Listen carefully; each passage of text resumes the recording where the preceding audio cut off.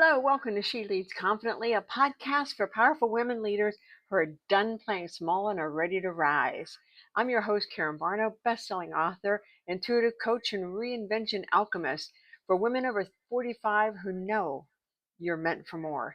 This is your space to heal, reclaim your voice, and step into the most unapologetically powerful version of yourself. Each week, we delve into inner works of leadership, shadow work, confidence, energy, purpose, and the unspoken truths that unlock your greatest impact. Because real leadership, isn't about titles, it's about embodiment. If you've ever felt like there's something more inside of you waiting to be unlocked, waiting to be unleashed, you're in the right place. Let's get honest, let's get bold, and let's lead confidently. Who's ready to go? Let's do a little chit chat today about why women over 45 start searching.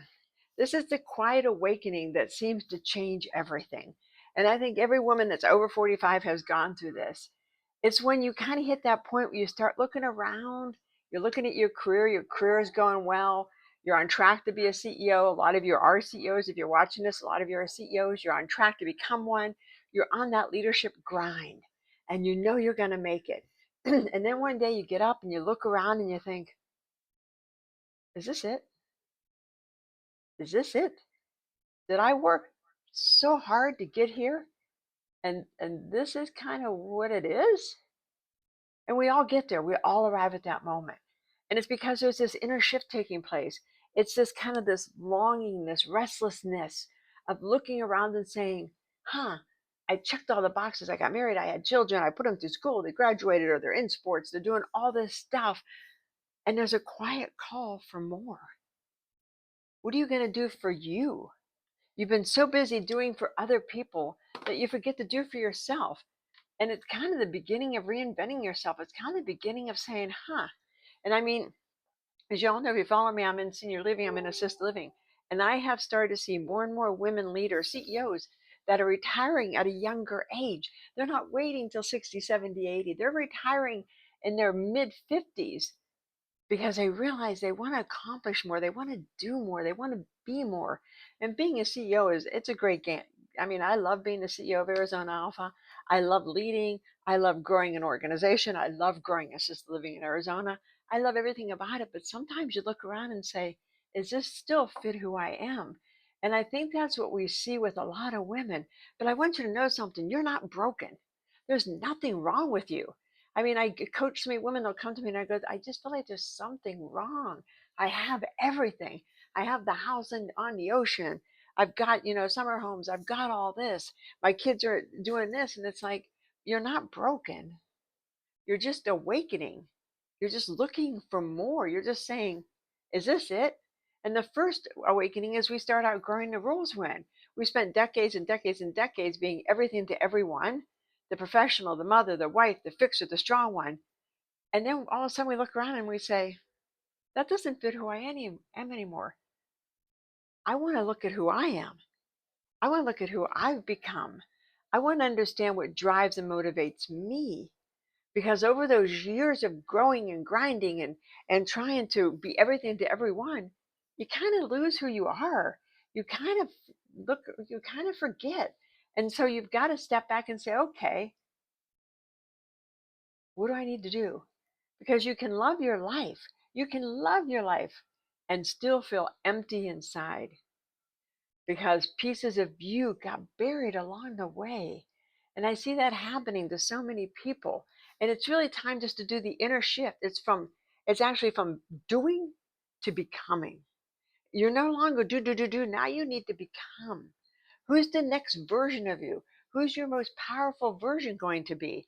Not, Susie the CEO or, Cindy the divisional or Cindy the business owner, the one who owns a bunch of assisted living, the one who owns 5 or 6 different businesses. That one, maybe that doesn't fit you anymore. Your children are grown, so maybe you don't see yourself as that grinding mother. Now you get to enjoy grandkids and you get to enjoy your kids in high school and college and go revel in that experience. But yet you can't if you kind of feel pulled because At this point, it's no longer about striving or proving who you are. You've strived, you've proved who you are. You know who you are. Now it's about aligning to your true self, who you really, really want to be. And I apologize if you hear background noise. Of course, when I started, the landscaper decided to start. Wasn't supposed to be here for another hour. Okay. So anyway, at some point, whether you're 45, 55, 65, 75, you stop chasing the applause. You stop chasing the way to go, good job, the pats on the back, the meeting with your people and having them all tell you how you can help them and how much you've helped them and how it's a transformative give and take between you and your staff. That you get to the time where that's you want to start craving peace. You want to have authenticity. You want to know what your purpose is. Because I see so many women in their 50s that forgot what their purpose was. Why did they get on this track? Why did they start? Because all of a sudden you see yourself all these great jobs and have these wonderful opportunities. And at some point you look around and you say, well, what's my blue rose? What makes me happy? And we get to that, and that's where the search begins. That's when we really begin looking for stuff. That's when we really start doing the deep dive. And if you follow me a lot, I'm taking on my journeys of deep dives. And there are a couple of them. I mean, I just talked about how 2024 was one deep, immersive, who's Karen Barno? Because I realized over time that I had morphed and I had changed. And I wasn't sure I was on the track that I wanted to be on. I wasn't sure I was on the right CEO track, meaning I wasn't sure I was accomplishing what I wanted to accomplish. I just felt like I just kind of lost my way. And that happens. That's the call that you need to reground yourself, that you need to rediscover. You need to become the alchemist of yourself and start putting these things together and say, okay, who am I now? Who am I going to be in 5 years, 10 years, 15 years? And as I see people of my age, we start retiring, I look at them and think, do you know who you're going to be in a couple years? Because once you leave being a CEO, your identity changes. The phone stops ringing. I'll never forget, I had a friend who, she's a CEO of a huge company. She's not within assisted living. She's in tech. And I sat down, we were having coffee together, well, tea in my case, and we were chatting. And I said, what was your biggest surprise? She said, my phone quit ringing. I was like, what? She says, my phone would ring off the hook 7 days a week. It got to the point I would curse my phone. She goes, I retired and my phone quit ringing. She goes, I would pick it up, I would look at it, and I would think, what's wrong? She goes, I had to realize I was no longer that person. And in that moment, she got lost because she was like, who am I? I'm still a mom, but my kids are in high school. My kids are in college. They're doing fine. I mean, they like mom to come over, but not all the time. They don't want mom like sitting in the dorm room. My husband's doing great, but he golfs. He's got his own thing. I had work. And she realized that was my thing, work. And so we had to work to find out, who are you? And more importantly, who do you want to become? As this new self of you forms. And that's one of the many reasons why I love working with women over 45, 50, because you get to that point of the search begins when you ask, who am I? Who the heck am I? Who do I, what do I want? What do I want to be moving forward? And that's a tough question. If you've been this person, if you've been this leading tech person in your tech space, and all of a sudden you've retired and tech's going on and your teams are going on, everybody's moving forward, and you're sitting there like, oh no. That's when I see more women start drinking. I see more women start partying. I see more women gain a lot of weight because they don't know, they've lost who they are. And that's where I step in, because I help you find what lights you up, what brings you true joy. Because yeah, you might have loved tech, but what part of tech did you love? What got you into tech? What got me into assisted living? What part of this job do I love? What part of this job resonates with me and carries me forward? That's the question we need to ask ourselves. And then they'll always ask me, is it too late to change? Is it too late to change everything? That's hell no. It's not too late to change until you're 6 feet under. Then it's too late. Then you become an angel and you're on to your other stuff and you forgot even about what's going on down here. It is never too late to change. I worked with a woman who was in her 80s, late 80s, and she's like, I just need to answer this one question about myself. I just need to one. And I'm like, what? What is the question? Who am I? She goes, I never took the time. I had a great job. I had a husband, I had children, I had grandchildren, great grandchildren. She never took the time to say, "Who am I?" And it was one of the most beautiful coaching experiences to watch her wake up in her late 80s and say, "I know who I am." And she'll still send me texts. "I found my blue rose, found my blue rose," as she's traveling around, as she's doing what she does. It's never too late. But I want you to remember, and I told her this, you're not lost. You're shedding that person that no longer fits you. And what you're uncovering, what you're discovering is your most powerful, powerful self. It's the you that you knew was buried there, but we are so powerful. Just look in the mirror and think about what you do right now and how great you are and all the stuff you want to feel. You barely scratched the surface. When I was told that, I was like, "You got to be kidding me!" All the work I've done, and I have a coach too, and she's like, "Karen, you haven't even scratched the surface of all you could become. You haven't scratched it, sir. Spiritually, physically, emotionally, mentally." She goes, "You've only begun." It was like, what? As we continue to grow and evolve, the things we discover about ourselves, the amazing abilities we have is unbelievable. But you got to start unlocking the door, and you got to become that alchemist. You got to start putting formulas together to see which one fits you. It's like going into the dressing room to try on clothes. You have all these different sizes. You have 10, 12, 13, 14. You have all the sizes lined up because with women clothes, you never know. And you're trying them on, trying to find which one fits. That's basically what you're doing when you're transforming your life. You're trying on each version of you to see which one is the true, authentic you. And after being a leader for so long, sometimes that's so far buried, but now you have the opportunity to become who you've always wanted to become. Because moving forward, when you hit 45, 50, you are in the most exciting, most powerful chapter. Because this is a chapter called you. This is where your wisdom, your lived experiences, and your resilience becomes your superpower. Women leaders are some of the most resilient people I've ever met because you've had to overcome so much. That is now your superpower because you know there's nothing you can't overcome. You've overcome it all.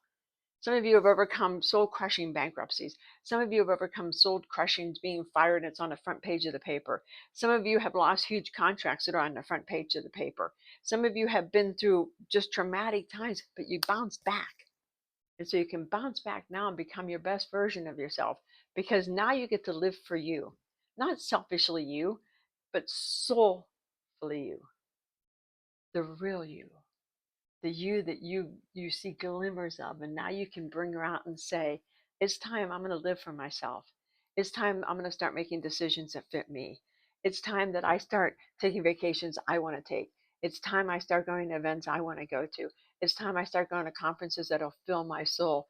And for a lot of women leader, it's time to pass the baton back to other women. It's time to lift other women up. And I belong to Argentum, the National Assisted Living Association, and Meredith Boynton has women in leadership, and she lifts women up all the time. We need to do that in a bigger way. She has conferences, she does all this stuff to lift women up. And we've got to start lifting each other up. We got to start telling our stories so we can help the women coming behind us, the women that we're raising up, so we can help lift them and help move them and let them know they have a place they can come to. Because a lot of us women had nobody to talk to. We were groundbreaking women. I was sat the first 3 or 4 years of my life, I sat in meetings where I was the only woman, where there was 2 or 3 women, and we were in with investors and owners and all these people, and then more and more women got involved.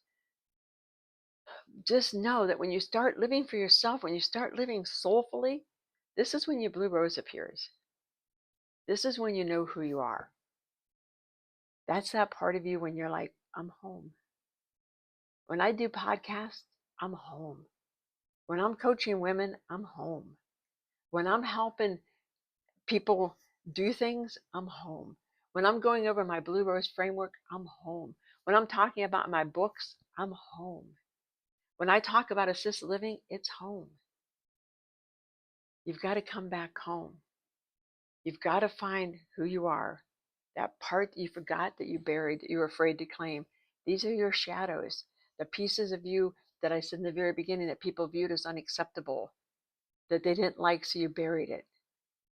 I was always told that I was too brassy, so I buried it. I was always told I was too loud. I buried it. I was always told I was too bossy. I buried it. Until I woke up recently and thought, who the hell have I become?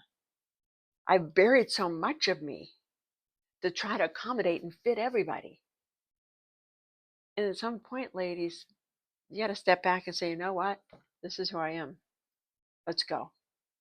I hope this helped you guys. If you have any questions, please let me know. If you want to work with me, let me know. I have some coaching on my website, but I prefer when people reach out. I talk to see if it's a good fit for one another.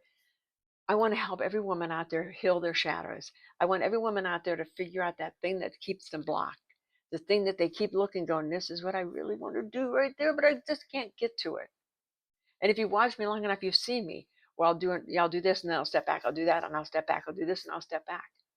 Those are called shadows, folks. And women leaders, you got them too. I really hope that you got value out of this. If you did, if you're watching this on YouTube, put it in the comments below. If you want to reach out, I can be contacted at Karen@KarenBarno.com. Otherwise, have a great day. Women, it is time for you to find your blue rose and start living your best, most magnificent, most powerful life ever. Have a great day, y'all.